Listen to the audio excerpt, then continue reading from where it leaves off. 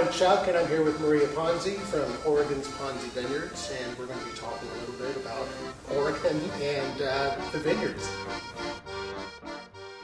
I know that you guys were one of the first 6 or so wineries to really establish to really go up there to Oregon. Can you maybe tell me what gave your dad the idea to go to Oregon, or whether he just sort of stumbled across it? Yeah, and actually we were less than 6. We were probably one of the first 3, so we were very, very early on. It was, yeah, it's a kind of a fun story. I mean, it was my folks, Dick and Nancy, who really had the idea jointly, and we were in Los Gatos, California. My father was a mechanical engineer, and he's a first-generation Italian. And I think a lot of it is just the times. It was a little bit of a restless time in America, you know. And he was working corporate, and I think it had something to do with small children. They had just had 3 little kids, and they wanted to, I think, get back to their roots a little bit, get back to the Italian heritage, perhaps. And also, I think, more than that, they wanted to do something with their hands, you know, be a part of the earth, that whole movement that was going on in the late 60s. So it was that, but I think it was also more about this obsession and this love for Pinot Noir. And at that time in America, obviously, there was very few bottles of Pinot Noir. I mean, there was Hardy Burgundy, you know, there's Jug wine that really wasn't what they were loving, but they were loving Burgundies. You know, they were investing in great wines, and that was really it became really, like I said, an obsession for them. And we traveled to Europe, to Burgundy specific, and to Alsace, and the whole idea was So the whole family?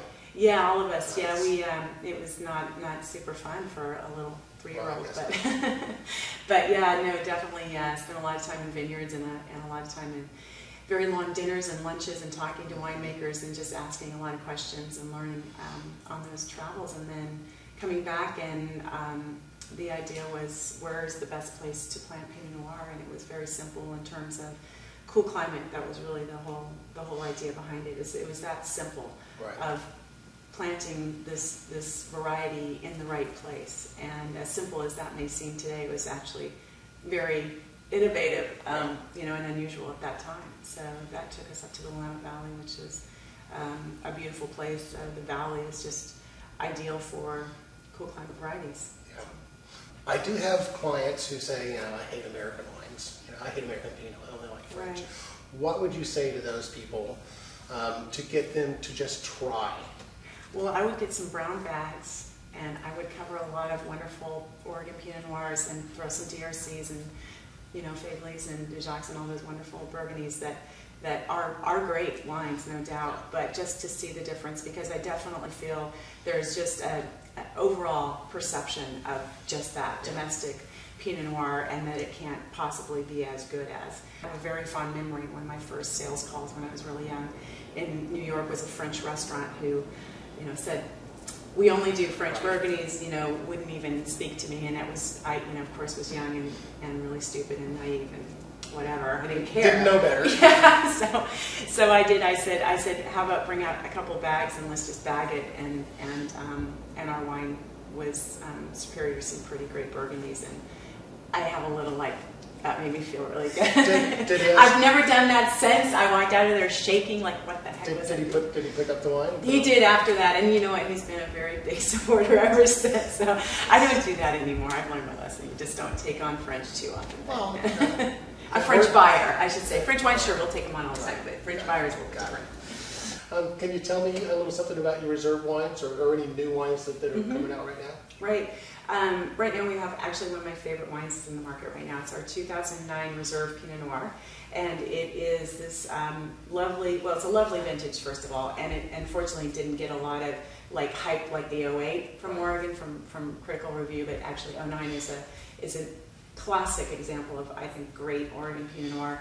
And that 09 Reserve is just this lovely blend of older vines that we planted again in 1975 and 1980, 1990. So it's blending all these beautiful vineyards that are really deep into our soils. We have a volcanic base, soil base. So you're really getting the essence of terroir, I think, in the reserve wine from our region, which is Chehalis Mountains. You know, you mentioned 40, 30, 20-year-old vines. Yeah. Have you had to replant, or has this just been new plantings? No, these are original plantings, Okay. original rootstock. Yeah, we haven't adjusted any of that. We are, one thing that we've been doing in the last like 5 years or so is we're taking cuttings from some of these older vines. Abatina in particular Abatina is one of our vineyards. It's a 2-acre site of Pinot Noir with 23 different clones. It was planted in 1975. It was an original clone testing site. We've taken cuttings from that vineyard and we've replanted it at one of our newer sites, and actually again in the third site. So we're trying to, rejuvenate and So you've got start that got your own nursery. Yeah, we definitely do. Yeah, I mean, when you've got something great, you just kind of keep doing it. But so the reserve is tremendous right now, the current vintage of reserve, and then again with our single vineyards, which we do rarely, we have 2 single vineyard Pinot Noirs coming out with a 2010 vintage next month, and those are Avellana and Aurora Vineyard. And to me, it's kind of like really exciting to show Avellana, which is a young vine, it's about a 6-year-old vineyard, versus Aurora, which is 20-some years old, planted with the same clones, same soil, but they're actually on different soil. Exposures. So Okay. the Avellana is a young vine that's planted on a northwest slope, and Aurora is planted on the southwest slope. So we're seeing just varying, just how that changes in the same vintage, same clone selection, same soils again. But really beautiful wines, and not a lot made. We've got less than 100 six-packs produced of each of those wines, so for the entire country. So it's one of those So gems. it's 2 barrels of each? About that, 2 or 3 barrels, yeah. Wow. Little bits of wine that we occasionally. It's fun to be able to play them. Yeah, Yeah. I will. Part of it. Excellent. Gotta have that. Excellent. Well, thank you very much. I appreciate it. Sure. And we'll see you next time at 10. Good, thank you.